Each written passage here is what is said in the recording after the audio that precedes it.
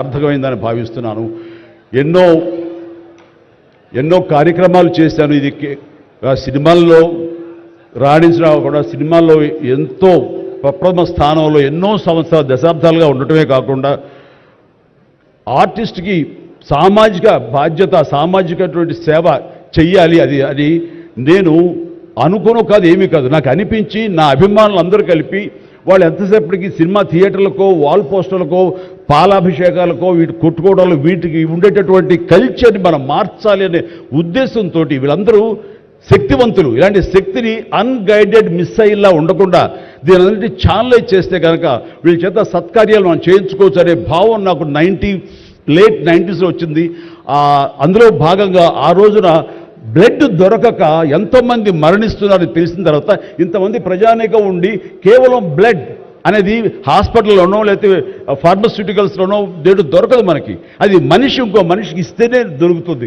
అలాంటిది మనుషుల్లో ఇన్స్పైర్ చేయక వాళ్ళు స్పందింపచేసే విధంగా ఎవరు ముందుకు రాక జరుగుతుంది. కాబట్టి నేను ఎందుకు చేయకూడదు?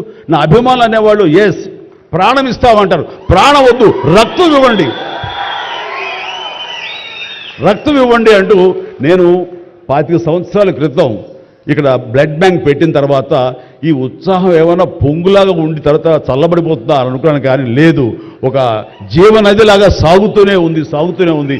ఈరోజు కూడా మీ అందరి ప్రభావంతో ఎక్కడ మంచి కార్యక్రమం కానీ పుట్టినరోజు కానీ శుభకార్యం చేయాలన్న ప్రతి ఒక్కరు రక్తదానం కోసం ముందుకు వస్తున్నారు, రక్తదానం ఇస్తున్నారు అంటే కనుక దానికి ప్రప్రథమంగా నడుం బిగించింది నేను, నా అభిమానులు చెప్పలో గర్వంగా ఉంది నాకు ఈ రోజుకి. అలాగే మన కరోనా క్రైసిస్ వచ్చినప్పుడు బయటికి వెళ్ళే అవకాశం లేదు, ఉపాధి లేదు, ఇంట్లో కట్టుబడి ఉండాలి. ఇలాంటి పరిస్థితుల్లో వాళ్ళందరికీ నిత్యావసర వస్తువులకు చాలా కష్టపడిపోతారు అనుకున్నప్పుడు నా ఇతర మిత్రుల సహాయ సహకారాలతోటి నేను పెద్ద ఎత్తున వాళ్ళకి 4 నెలల పాటు మన ఇళ్లలో తినే హై క్వాలిటీ గ్రాసరీస్ నేను వాళ్ళకి అందివ్వడం జరిగింది. అది వాళ్ళు బయటికి రాలేరు, పోలీసులు వాళ్ళు చాలా స్ట్రిక్ట్గా ఇంటికే పరిమితం చేస్తారు, ఏం తింటారు. అప్పుడు నా అభిమానులు నేను ప్రోత్సహించి వెళితే నా అభిమానులు ప్రతి ఇంటికి వెళ్ళి ఆ బ్యాగ్స్ ఇచ్చేవాళ్ళు. అది గొప్పగా నాకు ఎంతో సంతృప్తి ఇచ్చింది. అలాగే ఆక్సిజన్ దొరకని పరిస్థితుల్లో, ప్రభుత్వాలు కూడా చేయలేని పరిస్థితుల్లో, హాస్పిటల్స్ అన్నీ కూడా చేతులు తీసిన పరిస్థితుల్లో నేను నా మిత్రుల సహకారంతో నేను స్వయంగా నా అభిమానులతో వారం రోజుల్లో 32 ప్లేసెస్లో ఇలా ఆక్సిజన్ అందివ్వడం జరిగింది. అలాగే కాన్సన్ట్రేటర్స్ ఇవ్వడం జరిగింది. ఇవన్నీ కూడా ఏంటంటే చెయ్యాలని తపనతోటి బహుశా ఇవన్నీ కూడాను నాకు ఈ రోజున ఈ అర్హత రావడానికి, ఈ అవార్డు రావడానికి నాకు దోహదపడిందేమో అనుకుంటున్నాను. భగవంతుడా ఇంకా నాకు ఈ శక్తి సామర్థ్యాలు ఇవ్వు, ఈ ఆలోచన ఇవ్వు. నేను అవార్డుల కోసం ఎదురు చూడను, అవార్డులు రావాలని కోరుకోను. లేకపోతే చాలు, వాళ్ళ గుండెలు ఉండే ప్రేమ కంటే ఏ అవార్డు పెద్దది కాదు. కాబట్టి ఇలాగా మిగతా జీవితం సినిమాలు చేస్తూనే ఉంటా, డ్యాన్సులు ఆడుతూనే ఉంటా, ఫైట్లు చేస్తూనే ఉంటా, మిమ్మల్ని అలరిస్తూనే ఉంటా. అలాగే ఈ సేవా కార్యక్రమాలు కొనసాగిస్తూనే ఉంటాను.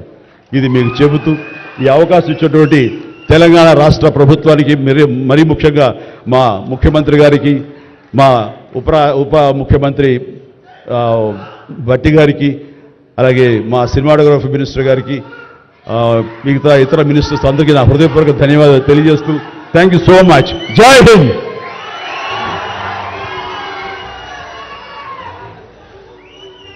సిఎస్ఆర్ అన్న 3 అక్షరాలకి కార్పొరేట్ సోషల్ రెస్పాన్సిబిలిటీ అన్న ఫుల్ ఫామ్ అందరికీ తెలుసు. కానీ ఇది చిరంజీవి సోషల్ రెస్పాన్సిబిలిటీగా మలచి అది రక్తదానమైన, నేత్రదానమైన, కరోనా సమయంలో అయినా స్పందించి